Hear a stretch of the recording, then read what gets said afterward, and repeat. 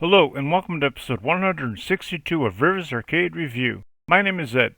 This channel is dedicated to the coin-operated video games of yesteryear. Today I'm reviewing a game from my past, Tutankham. Tutankham was released in 1982 by Konami and licensed to Stern. My first time playing this game was at Funtime Square in hometown Illinois. Tutankham is a labyrinth-themed game in which you control a grave robber with two joysticks. One 4-way joystick to control your character, a 2-way left-right joystick to fire your gun, and one button for the flash bomb. This game was originally called Tutankamon, although when the programmers decided to change the monitor orientation from horizontal to vertical, they needed to drop the last two letters in order to get the game's title to fit on screen. You need to guide your character through King Tutankhamun's tomb while collecting different treasures. This game takes place inside of an underground tomb. The tomb will consist of a series of mazes. The maze will be wider than the monitor, so it will scroll left and right. The maze will be guarded by many different enemies. These enemies will generate from a stone cave. There will be a radar screen above the maze that will allow you to track the enemies as well as view off-section portions of the maze. You shoot these enemies because you are armed with a gun, although you can only shoot left or right, but not up and down. The first tomb will have 3 different enemies throughout the maze. The first enemy will be the green snakes. The second enemy will be the brown vultures, and the third will be the red bats. All of these enemies will chase down your character. You need to avoid all the enemies because if one contacts your character, you will lose a life. You only need to shoot these enemies once to destroy them. The tomb is also riddled with treasures. These treasures will be placed throughout the maze. You need to move your character next to these treasures to collect them. The more treasures you collect, the higher point value you will earn.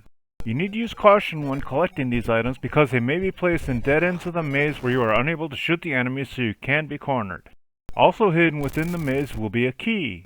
You need to collect this key in order to clear the level. You are also armed with an ultimate weapon called the flash bomb. Pressing the flash button will destroy all enemies that are on screen.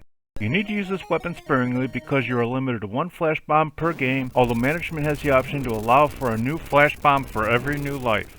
There will also be warp zones placed throughout the maze. These warp zones will be placed near the top and bottom of the maze and will be marked with white pillars. Entering the top warp zone will bring you to the bottom and vice versa. You can use these warp zones not only to escape from enemies but to access other parts of the maze. There will also be a timer above the maze to the left. This timer will have 60 clicks and will click 1 unit approximately every second. You need to finish the level before the timer expires, although there is a twist.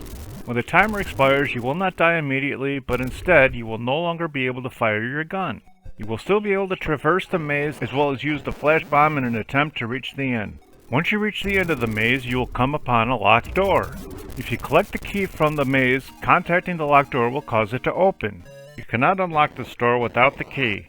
Once the lock opens, the doors will open revealing a map. Once this happens, you will receive bonus points for the time remaining on the timer. Level 2 takes place deeper inside the tomb. This tomb will have a different color palette, although it will play the same, although it will be more difficult with faster enemies. You will now begin with 90 seconds on the timer as opposed to 60. In addition, this maze will be twice as long as the first level. Once you make it 2/3 of the way, you'll come upon a lock at the top of the maze, although now when you unlock it, the level will not end. Opening the lock will allow you to access the second part of the tomb. This section of the tomb will not have walls except for 2 blocks that will house a treasure. There will also be an enemy generation station, although it will be invisible. You can freely move throughout this portion of the maze with exception of the block. At the bottom right of this part of the maze will be another lock, so once you open the first lock to access this portion of the maze, you will need to return through the maze to collect another key because you can only carry one at a time, and once you unlock a door, it will disappear. Opening the second lock will cause the doors to the treasure to open. This treasure will be a gold urn. Just like before, you will earn bonus points for the remaining time on the timer, although now you will get a bonus for collecting the urn itself. Level 3 will take place even deeper in the tomb and at an even harder difficulty. This maze will have another palette swap, although now the enemy bats will be light blue as opposed to red. Also, the vulture has been replaced with a multicolored dragon. You will now begin with 140 seconds on the timer. This maze will also have more open spaces than the previous mazes, allowing enemies a better chance to surround you. This level will also have locks at the bottom right of the maze, although now you need to unlock 2 locks to access the treasure door. Once you open the first lock, you will need to make your way back through the maze to find the second key. Opening the second lock will cause the treasure door to open, and now you will find a treasure chest filled with gold and jewels. You receive a bonus for time remaining as well as a bonus for the chest. Level 4 will take place even deeper in the tomb and will be the most difficult. You will receive 140 seconds on the timer for this level. There will also be more and faster enemies on this level. On this level, the bats have been replaced by rainbow parrots, and the dragons have been replaced by a multicolored spark, each line of which will be a different color. The treasure will be at the bottom right of the maze, and just like level 3, you will need to unlock 2 locks to reach the treasure. This treasure will be a large gold mask. You'll earn 5,000 points for collecting the mask as well as bonus for time remaining. Clearing the 4th level will bring you back to the 1st level at a harder difficulty. Now there will be more and faster enemies as well as an extra lock you need to unlock to reach the treasure. Scoring for the game is as follows. You'll earn 20 points for each snake, 40 points for each vulture, dragon, and parrot, and 60 points for each bat and spark.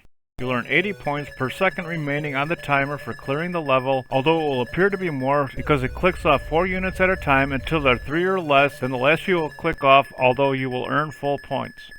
You will also earn 500 points for collecting each key and 1,000 points for unlocking each lock. For collecting the treasures, you will earn 500 points for the first item, 1,000 points for the second item, 1,500 points for the third item, 2,000 points for the fourth item, 3,000 points for the 5th item, and 4,000 points for the 6th item.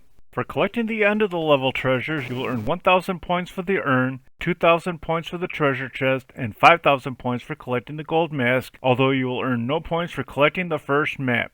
These point totals will increase 1,000 points every time you complete 4 levels, although the mask will remain at 5,000 points until you reach level 16, where it will be 6,000 points. Once you clear level 16, the scoring for the end level treasures return to the same as they were at level 1. I enjoyed playing this game even though I was never good at it, and recommend playing it whether in an arcade setting or on an emulator. I like this game more than Karnov, but not as much as Wizard of War, so Tutankham finds its way into the 106th position overall. Thanks for watching, I hope you enjoyed it. If you have any games you'd like me to review, please leave a message below or on my homepage. Please remember to hit like, share, and subscribe, and stay tuned to new videos every Sunday.